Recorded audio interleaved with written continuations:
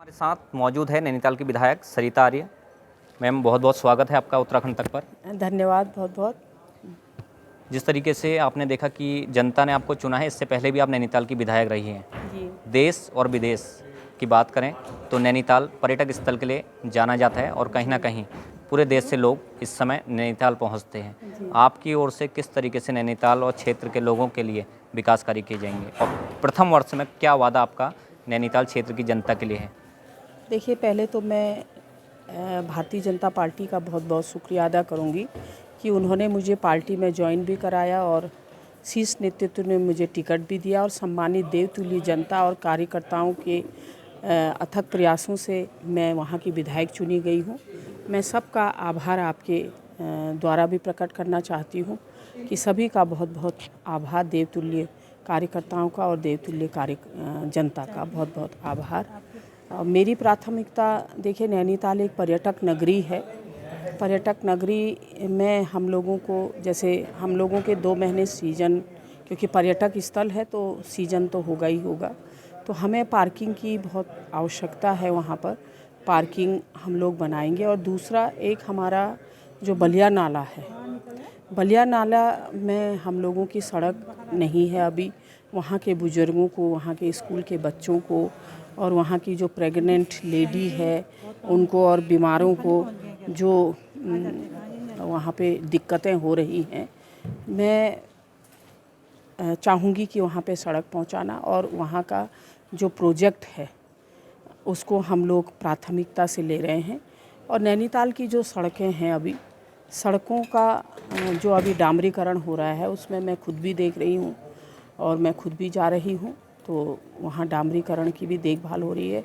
और जहाँ जहाँ हमारी सड़कों में डामरीकरण नहीं हुआ है वहाँ उसकी प्राथमिकता रहेगी। और एक बरधो वाली रोड आपने देखा होगा, अभी शहीद बलवंत सिंह मार्ग भी कहते हैं उसको, उस मार्ग में आपदा में हमारी आधी सड़क बह गई है, तो उसका अलाइनमेंट भी चेंज करना है और उस रोड में हमें डामरीकरण भी करवाना है।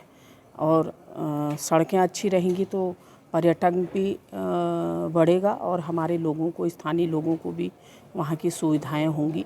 और वहाँ की शिक्षा है और वहाँ की स्कूल में क्या टीचर्स नहीं हैं, ये भी हमने देखना है। और अभी माननीय मैं शिक्षा मंत्री, स्वास्थ्य मंत्री जी धन सिंह रावत जी का बहुत बहुत आभार प्रकट करूंगी। एक राजीव अभिनव विद्यालय था, उसको अभी अटल उत्कृष्ट विद्यालय में उसका नाम भी चेंज कर रहे थे और उसकी कुछ सुविधाएं कम हो रही थी, लेकिन माननीय मंत्री जी ने उसमें नैनीताल आए थे तो हमने अभी उसमें माननीय मंत्री जी को ज्ञापन दिया, तो माननीय मंत्री जी ने संज्ञान लिया और उसको यथास्थिति रख दी। तो मैं माननीय मंत्री जी का बहुत बहुत आभार प्रकट करूंगी कि उन्होंने संज्ञान लेकर उस विद्यालय को जो रोकने, यथास्थिति रखने का कार्य किया। मैं उसका तहे दिल से आभार प्रकट करूंगी। और जनता ने, देखिए, माननीय यशस्वी मुख्यमंत्री जी के नेतृत्व में हमने 2022 का चुनाव लड़ा और आज मैं पूरी चंपावत की जनता का अपार आभार प्रकट करूंगी। वहाँ की देवतुल्य जनता और वहाँ जिन्होंने, हमारे कार्यकर्ताओं ने प्रत्यक्ष और अप्रत्यक्ष में सभी लोग वहाँ पर लगे हुए थे, उनका भी आभार प्रकट करूंगी कि उन्होंने 94% माननीय हमारे युवा यशस्वी मुख्यमंत्री जी को जो वोट दिया है, मैं उसके लिए बहुत बहुत आभार प्रकट करूंगी। और माननीय मुख्यमंत्री जी के ही नेतृत्व में उत्तराखंड आगे बढ़ेगा और यहाँ विकास होगा।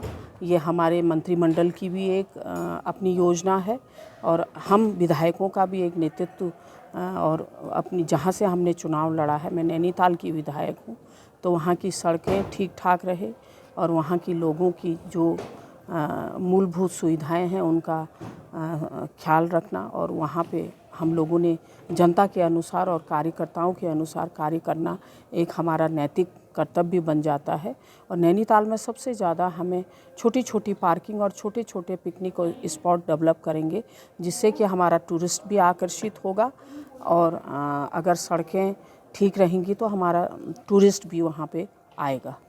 धन्यवाद मैम। तो ये थी नैनीताल से विधायक, जो कि एक पर्यटक स्थल है और देश विदेश में नैनीताल फेमस है। साथ ही इन्होंने बताया कि जो क्षेत्र की जनता है उनको किस तरीके से सौगात देने जा रहे हैं और जो विकास कार्य है नैनीताल के लिए उसमें लगातार कार्य करेंगे और आगे भी जो क्षेत्र की जनता है उनको राहत देने का काम करेंगे। राहुल सिंह, नैनीताल।